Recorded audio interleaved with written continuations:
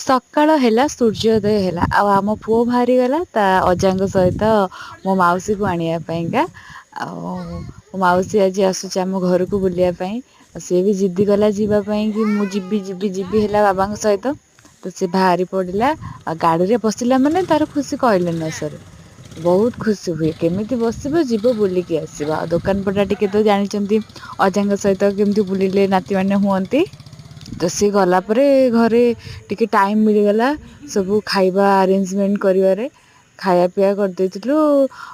ଶାଗ ହେଇଥିଲା ସାଲାଡ ହେଇଥିଲା ପାମ୍ପଡ ଡାଲମା ଭାତ। ଆଳୁ ଚକଟା କଲରା ଚକଟା ଏମିତି ସବୁ ହେଇଥିଲା ସାଧାରେ ସବୁ ଥିଲା ସାଧା ବାରି ଥିଲା। ତ ସେ ସାଧା ଆଇଟମ କରିଦେଇଥିଲୁ ସେମିତି ଆମ୍ବ ଟିକେ ଥିଲା କଦଳୀ ଆଳୁ ଭଜା ଥିଲା।